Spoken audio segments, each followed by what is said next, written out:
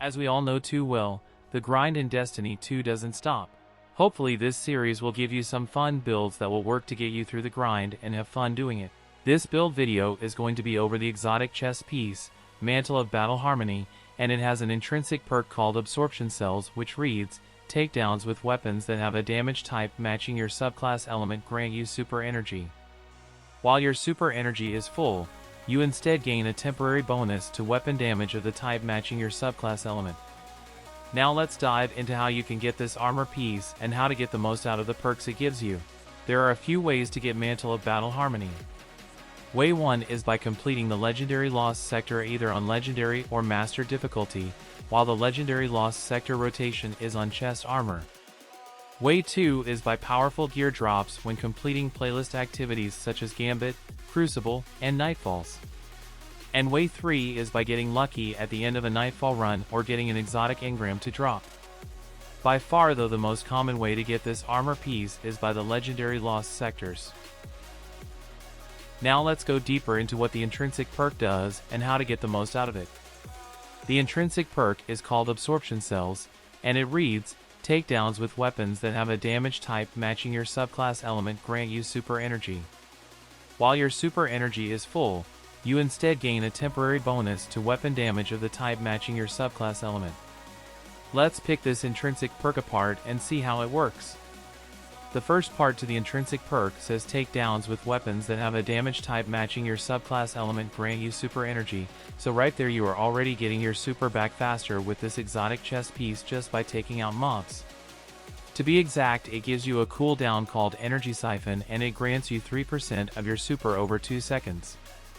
It might not sound like a lot, but trust me, you will notice your super coming back much faster, and that ties into the second part of the intrinsic perk. The second part reads, while your super energy is full you instead gain a temporary bonus to weapon damage of the type matching your subclass element, and to be exact about that second part, while your super is charged, when you take out mobs with weapons matching your subclass element, it grants you 4 stacks of subclass matching weapon surge for 11 seconds. Those 4 stacks of subclass matching weapon surge equal 25% increased damage output from subclass matching weapons, and you get that damage bonus indefinitely until you run out of mobs to take out. If you still have time on your surge counter, those surges will stack with the additional 25% damage buff that Well of Radiance gives you, to overall give you a 50% damage buff until that timer goes away. In my testing, I tried to stay about the same distance away from Carl, and I used the same weapon named Epical Integration. Just the weapon itself with no surge and no well did 5,559 critical damage to Carl. Standing in a well gives you 25% more damage, and that damage to Carl was 6,949. Okay, here is something that I found pretty interesting. When you have the 4-time surges, the damage to Carl was the same, 6949, and that's because the 4-time surges adds up to 25% more damage output, which is the same buff to damage output that Well of Radiance gives you. Then the most damage was 8,686, and that was when I had the 4 times weapon surge and I was standing in a well. Now we know how to get the armor and what exactly it does for us, but how do we use it in a build? Well, look no further, because we are going to get into that now. Looking at the nitty-gritty, first up is the ultimate ability, and for that we are using Well of Radiance. Next is the class ability, which we are using Healing Rift. Empowering Rift will work here too, but I like to be on the safe side of things and go with the extra healing, not the extra damage. Next is the movement ability, and for that we are using Burst Glide.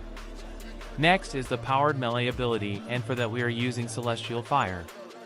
And last, but not least, the grenades ability will be the Healing Grenades. More info on why we are using the Healing Grenades in just a little bit. For the aspects, we are using Touch of Flames and Heat Rises. Touch of Flames is to enhance the Healing Grenades, and Heat Rises allows us to use our abilities and weapons in the air when gliding. For the fragments, we are running Ember of Singeing, which will allow our class ability to charge faster when you scorch targets. We can scorch targets with weapons since we are using Healing Grenades. Next we are using Ember of Torches, which allows us to become radiant when completing a powered melee attack. Next is Ember of Solace, which extends the duration of restoration and radiant applied to us. And last but not least is Ember of Empyrean, which allows us to add time to the countdown of our Radiant and Restoration effects. On to the weapons. Honestly, use what you want to use and use whatever will work for the situation you find yourself in, but I am running Scatter Signal for the kinetic slot. The energy weapon is the most important of any build in my opinion. For this build I am using Sunshot. Sunshot scorches targets so we can take advantage of Ember of Singeing, and it hits like a truck. For the heavy slot, you can use whatever you want, but I tend to use either an LMG or a rocket launcher. Now for the armor mods. You want to focus your resilience to 100 first to get that sweet damage resistance. Then your recovery so you can get your rift back faster and you also recover health faster. And last is discipline so you get your healing grenades back faster. For the helmet, I'm running siphon mods for the weapons I'm using so we create orbs of power with weapon takedowns, and I am running a heavy ammo finder so I never have to worry about having heavy ammo.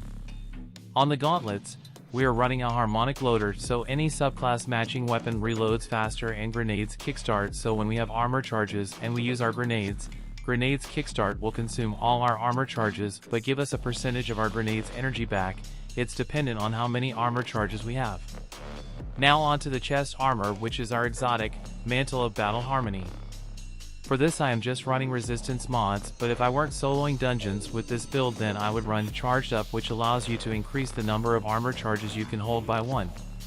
On to the leg armor, I am running double innervation mods and a harmonic scavenger mod so when I pick up special or heavy ammo, I get more ammo for my subclass matching weapon. And last but not least, for the bond I am running double bomber so we get our grenades back faster when using our class ability, and then Reaper so after we use our class ability, our next weapon Final Blows spawns an orb of power. Now let's look at how to get the ball rolling and what makes it a great build. When you know there are going to be a lot of mobs, you can use your healing grenades to proc restoration ×2 and then get a powered melee hit on a mob, and that gives you Radiant.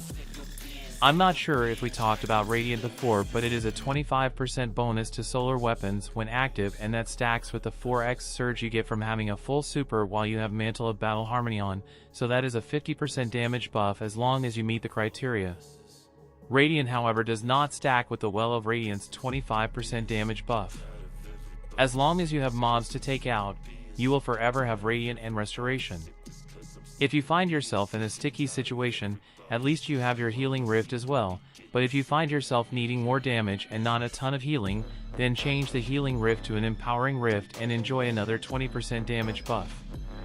So if you have Radiant, a full super and an empowering rift, you're looking at about a 70% buff in damage output from subclass matching weapons, I believe. Alright, that is it for this build video.